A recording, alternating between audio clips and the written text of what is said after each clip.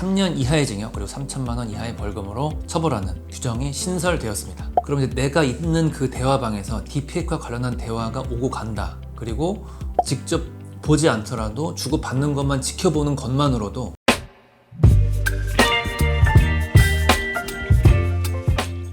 안녕하세요. 법무법인 S 형사팀 임태호 변호사입니다. 2024년 10월 16일 지금으로부터 일주일 정도 전에 딥페이크와 관련한 법률이 개정됐습니다. 딥페이크를 이제 법률에서는 허위 영상물이라고 하는데 허위 영상물 제작에 관한 처벌 규정이 강화되었고 허위 영상물을 소지, 시청하는 것도 처벌할 수 있도록 개정이 됐습니다. 같은 날 아청법도 개정이 됐는데요. 아청물을 이용한 협박 및 강요죄에 관한 처벌 규정이 강화됐습니다.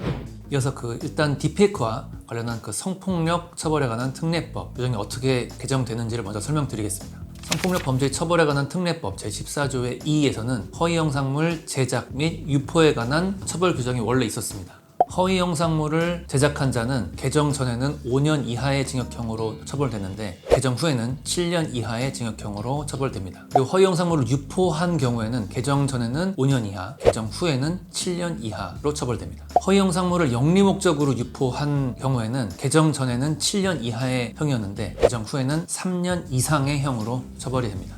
그리고 이제 허위 영상물을 시청, 소지, 구매한 사람에 대한 처벌 규정은 원래는 성폭법에 없었어요. 이번 법 개정을 통해서 시청, 소지 구입한 사람에 대해서는 3년 이하의 징역 그리고 3천만 원 이하의 벌금으로 처벌하는 규정이 신설되었습니다. 그럼 실제 처벌 수위는 어떻게 될 것인가? 허위 영상물 제작에 관한 처벌 규정은 대부분 강하게 처벌이 됐습니다. 이유는 10개, 20개 이상 허위 영상물을 제작한 분들이 입건이 되었기 때문이죠. 특히 이제 지금 영리 목적 유포죄가 3년 이상의 징역형으로 처벌되도록 처벌 규정이 강화가 되었는데 3년 이상의 징역형이라고 한다는 것은 피해자하고 합의가 되지 않으면 실형이 나온다라는 뜻이에요.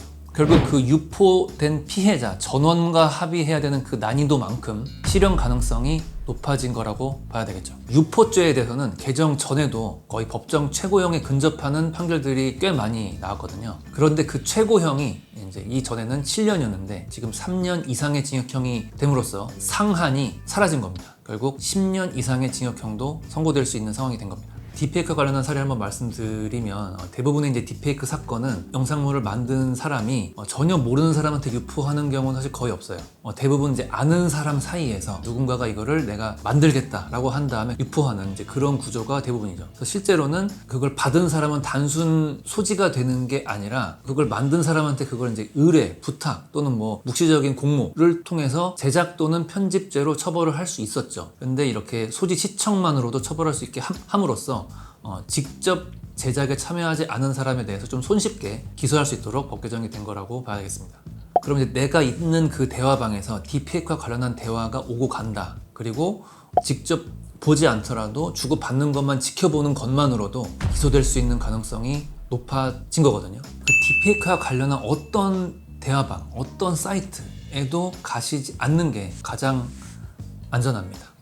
다음은 이어서 아청법 개정 규정에 대해 설명드리겠습니다. 지금 아청법에 아동 성착취물을 이용한 협박 및 강요죄 처벌 규정이 신설이 되었어요. 그 내용을 보면 아청물을 이용해서 미성년자를 협박한 경우에는 3년 이상의 유기징역으로 처벌할 수 있도록 하는 규정이 신설됐고 협박을 넘어서 강요를 한 경우에는 5년 이상의 유기징역으로 처벌할 수 있도록 하는 규정이 신설됐습니다.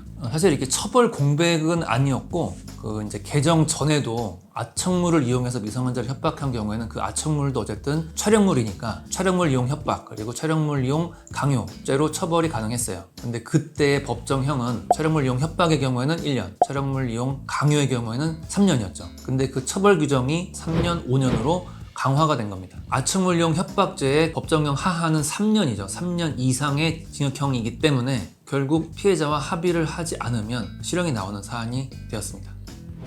사실 지금 법 개정이 된 범죄에 대해서는 이제 개정 전에도 처벌이 약했던 것은 아닙니다. 이 딥페이크는 본질이 그것을 이제 만드는 것보다는 만든 것을 유포하는 데 있거든요.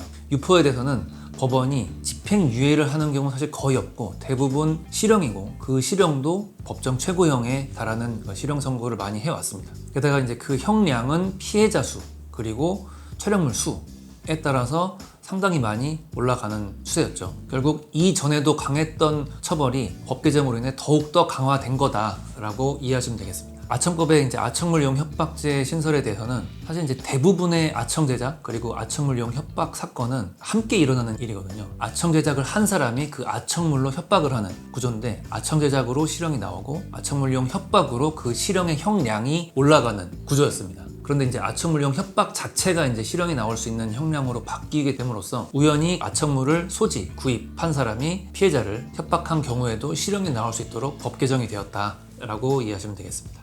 이 딥페이크하고 아청물용 협박에 대해서는 처벌 규정이 강화되거나 신설되었기 때문에 이전보다는 분명히 처벌이 강화가 될 것입니다. 이상입니다. 끝.